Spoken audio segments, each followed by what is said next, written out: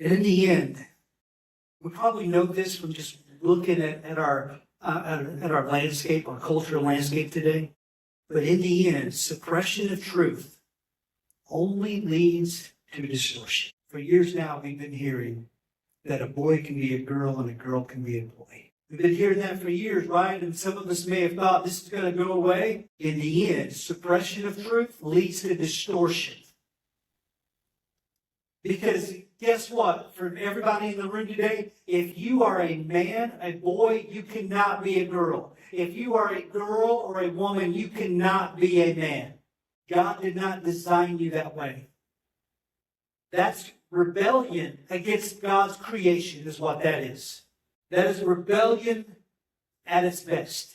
It says in Romans 1:21 through 23, we're reading through the text, yes, they know God, but they wouldn't worship him as God or even give him thanks. And they began to think up foolish ideas of what God was like. You see, when we begin to push truth away, when we begin to push what's right away, then our minds, because it says in Jeremiah and other places, right, that I've already read, our minds are inclined to evil. The statement that he's just a good guy or she's just a good gal, and they don't know Jesus, guess what? At their heart, they're not. Because they can't be. Because in the end, when it comes time for myself versus you, myself is going to win every single time. And I can tell you that's true because I used to live it.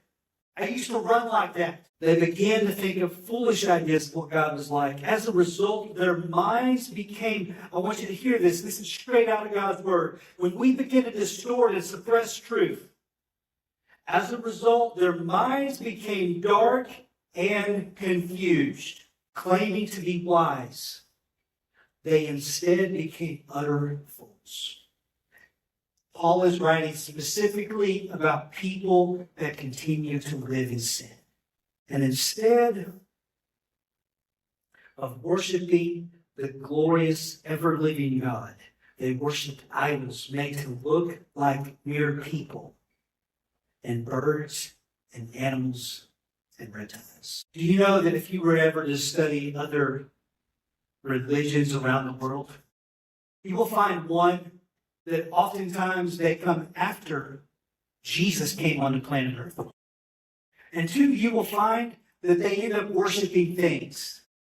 Things you can put in your hand, a statue of somebody, a gravesite of somebody. They begin to worship things versus the created one.